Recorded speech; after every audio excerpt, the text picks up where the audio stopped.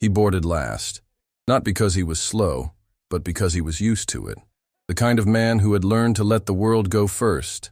Dirty sneakers, a worn-out backpack slung over his shoulder, and an old leather jacket, faded at the sleeves with a stuck zipper across the chest. From the back of the plane, the muffled sound of music blasting through two kids' headphones barely covered their snickering. One of them was secretly filming. The other laughed out loud. "Dude, this guy came straight out of a World War II museum." They burst into laughter, and the camera caught the jacket, the backpack, and the slow, steady walk of someone who seemed not to hear a thing, but was catching every word. He stopped at the window seat in row 23, placed his backpack gently on the floor, sat down, and pulled the seatbelt with a calmness that somehow unsettled those around him. The kids kept laughing. One of them even posted on his story, "Flying next to retired Maverick, send help." Laugh reacts, likes, emojis. None of them had any idea that this so-called Maverick had once flown fighter jets at altitudes most people couldn't handle, rescued comrades from combat zones, and prevented disasters with the cool precision of someone who trained where mistakes cost lives. The plane taxied. Smooth takeoff. Everything seemed normal. Smiles, snack trays, cheerful flight attendants, until a message from the cockpit broke the routine. "Ladies and gentlemen, in a few minutes, we'll be entering an area of light turbulence. Please remain seated with your seatbelts fastened." The lights came on. The engine sounded steady, but the old man, he noticed, his eyes wide open, locked on the left wing. The tips weren't moving like they should. There was a stiffness to the flaps, as if a system was trying too hard to adjust. A faint metallic groan from the fuselage. The air smelled off. This wasn't just turbulence. He knew it. And the kids, still whispering and joking, now filming fake scared reactions with horror filters. One pointed his phone and chuckled. "Look at Grandpa. Bet he's praying right now." But the old man wasn't afraid. He was analyzing, just like in a cockpit, spotting patterns, logging anomalies in his mind. Engine number 2 had a delay in response. The cabin lights flickered once every 12 seconds, an unstable electrical signal. The plane was losing accurate altitude readings, and no one seemed to notice. Then came the first jolt. Nothing dramatic, but enough to make heads turn. Trays rattled. A flight attendant slipped lightly in the aisle and brushed it off with a smile. The cockpit stayed silent, but the veteran already knew they were flying blind. The stability sensors were failing. If they didn't recalibrate manually or change course immediately, it was just a matter of minutes before they hit an unrecoverable downdraft. He unbuckled his belt. A simple move, but it hit like thunder in that row. One of the kids whispered, "Grandpa's lost it." The other, "Sit down, dude. You trying to die or what?" He ignored them, got up calmly, eyes scanning the ceiling, listening to the turbines, counting the seconds between fluctuations.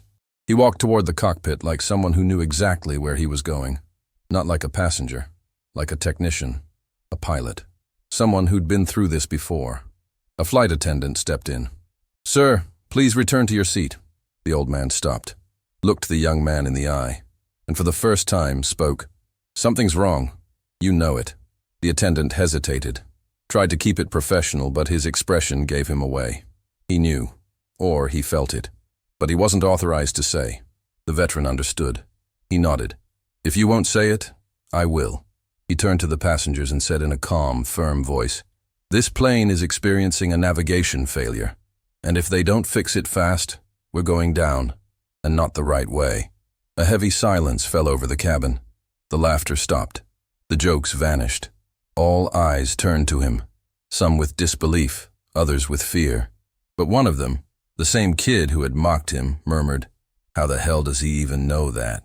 If this story has already pulled you in, hit that like button and subscribe, because what happens next is even more intense. The silence after the old man's warning didn't last long. A guy in a dress shirt from row 7 stood up, clearly irritated, waving his arm in the air. "This is reckless. You're gonna start a panic over a hunch. Sit down, old man." Other passengers started murmuring, some with contempt, others with fear. The flight attendant who had stopped him earlier forced a strained smile, trying to keep the situation under control. "Ladies and gentlemen, everything is fine. Please remain seated." But the control was just an illusion. The plane shook again, harder this time. The aisle lights flickered, and the old man closed his eyes for a moment. He recognized the pattern. This wasn't turbulence. This was a loss of reading in the digital gyroscopes. The plane was flying blind. He slowly stepped back to his seat, not because he had given up, but to observe. He unzipped his backpack. Nobody paid attention. Nobody saw him pull out a small, worn black notebook, filled with handwritten notes and pencil-drawn technical diagrams. It looked like a war journal. Inside were logs of failures he had faced in military aircraft, system behaviors under pressure, emergency adjustments, a relic of survival. The same young men who had been mocking him were now whispering in lower tones. One said, "Did you hear how he talked to the flight attendant? And that notebook, I think he knows something." The other, a little less arrogant now, bit his lip and stared at the light panel above their seats. The seatbelt sign was still on, but no one was explaining why. And that silence, that's when fear creeps in. Toward the back of the cabin, a woman prayed quietly. A man was desperately trying to connect to Wi-Fi to let his wife know he was okay, but the connection was gone. The in-flight entertainment system had frozen. It was as if the plane was gradually shutting down, and only one man seemed to truly grasp what was about to happen. In the cockpit, the co-pilot furrowed his brow. His fingers slid over the control panel. The altitude readings were fluctuating. The monitors weren't matching. The approach radar looked frozen.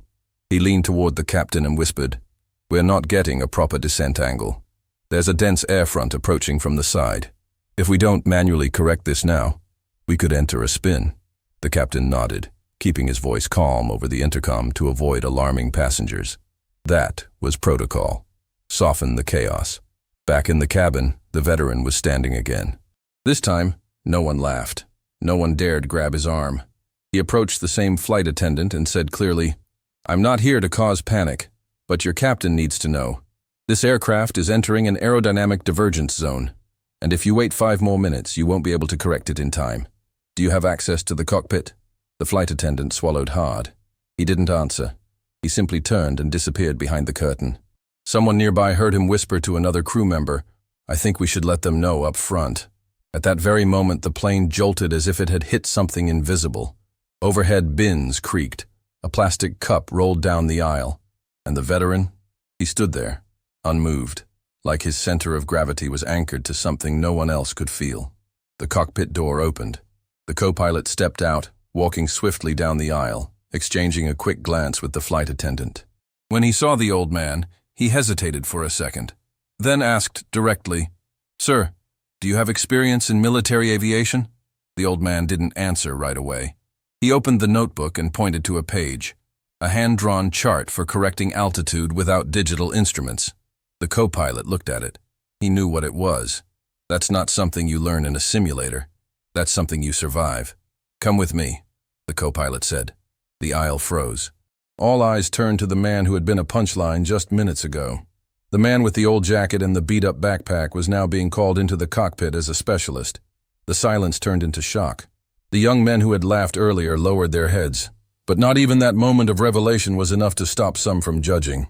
A passenger stood up, furious. "This is insane! You're letting some old guy take control. He's not even crew." The tension broke with a voice from the back of the plane. An elderly woman, eyes brimming with tears, holding her grandson's hand, spoke loud and clear. "He knows. We can feel it." It wasn't a technical endorsement. It was something older, more human. And the old man, he gave the passengers one last glance, then walked into the cockpit without saying a word.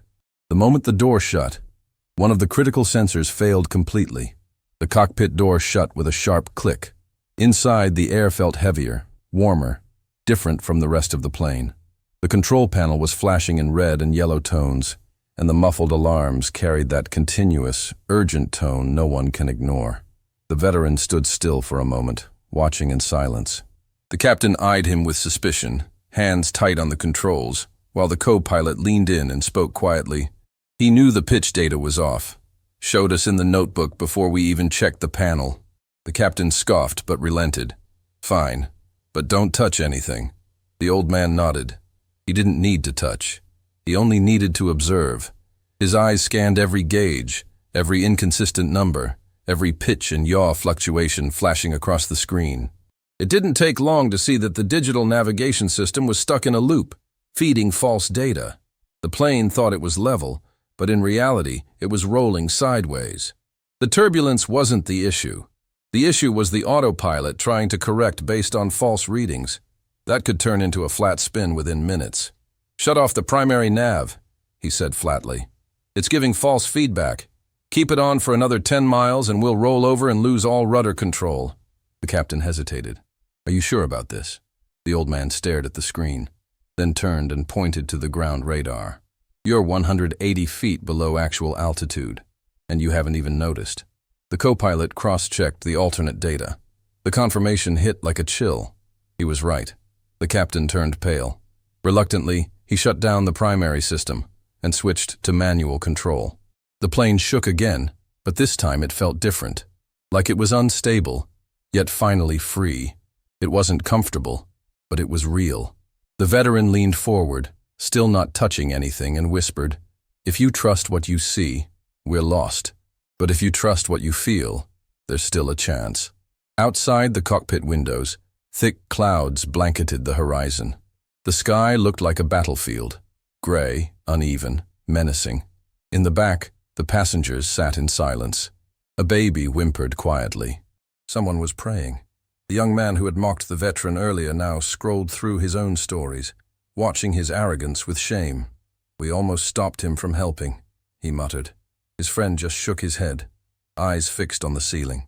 Up front, the co-pilot opened the alternate flight map.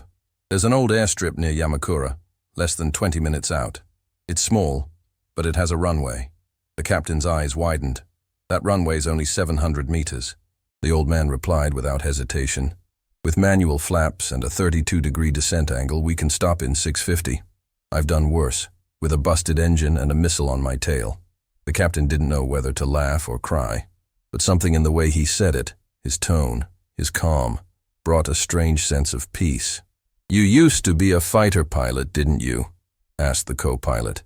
The old man gave a faint smile. "I was whatever they needed me to be. In the sky, there are no titles. Just one choice, fly or fall." The decision was made. The veteran sat in the flight engineer's seat and started scribbling out calculations on a sheet of paper using an old pen he pulled from his jacket. His handwriting was messy, shaky, but accurate. The plan was simple, but dangerous. A soft right-hand descent, riding the side draft. Then a gradual drop in altitude, leveling just above the mountain ridges. And finally, a short approach landing without tower support, fully manual. The captain took a deep breath. "Let's do it." The cockpit shifted into tactical mode. Quiet voices, steady hands, silence thick with tension. The veteran looked to the horizon and murmured something no one else heard, something he'd repeated since his youth every time the sky seemed ready to swallow everything. "If the wind picks up, fly lower. If you can't see, listen deeper." Inside the cockpit, preparations were in full swing, but in the cabin, no one knew a thing, until the intercom clicked on. "Ladies and gentlemen, this is your captain speaking. We're adjusting course as a precaution. Please remain seated with your seatbelts fastened." The voice was calm, but no one bought it. It was obvious. Something was very wrong. The young man's phone was still recording, now showing his trembling hands resting on his lap. He turned to his friend and asked softly, "You think he can pull it off?" His friend replied, "I think he's our only shot." At the exact moment, the engines throttled down and the plane tilted right, cutting through the clouds toward the valley between the mountains. The runway was still nowhere in sight, and no one knew if it would be there when they came out of the fog. The first glimpse of the runway came like a whisper among giants. Bits of gray asphalt flickered through the thick fog, appearing and vanishing like fragments of a fading memory. The veteran narrowed his eyes. That base. He'd landed there before, but over 40 years ago, with a different aircraft, on a different mission, in a silence that carried another weight. Now the moment was different, and so was the responsibility. Hundreds of lives rested in the hands of a man most didn't even think mattered when he boarded. The cockpit was frozen. No one spoke. The captain was sweating. The co-pilot's hands trembled on the controls. It felt as if the entire aircraft was holding its breath. The veteran leaned forward slightly, his voice steady. "Keep the nose 2 degrees above the horizon line. Ignore the altitude panel. Follow the natural flow of the wind, not the sensors. They're still lying to you." The captain obeyed, and the plane began to descend with an odd kind of stability. Not artificial, but instinctive, as if the controls were in sync with something deeper than the machines. Something learned through years, not programmed in lines of code. In the back, the passengers started to feel it. They didn't know what was happening, but they knew something had shifted. A mother held her child tighter. An elderly man removed his wedding ring and kissed it gently. And the kid who had been filming earlier?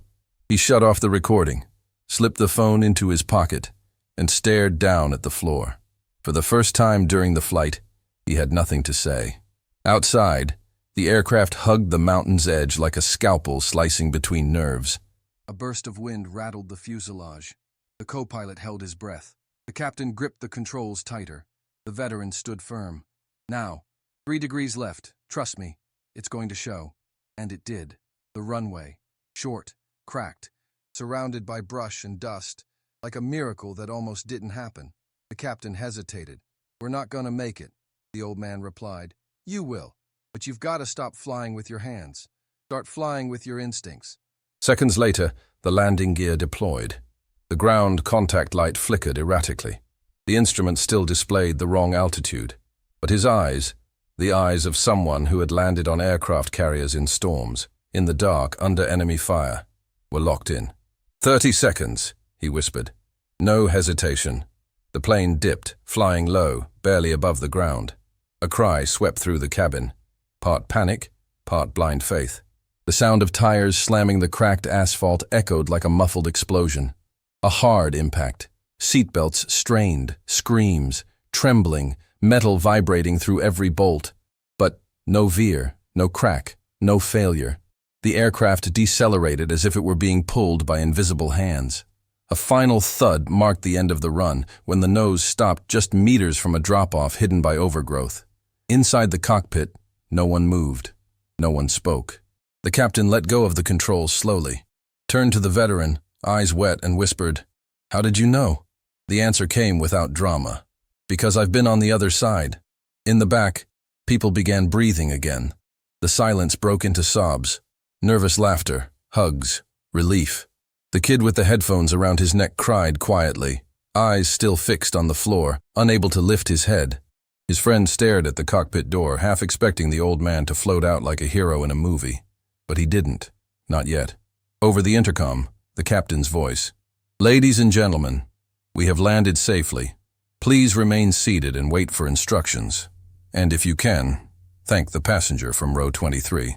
Without him, this flight would have ended very differently." The cabin burst into applause.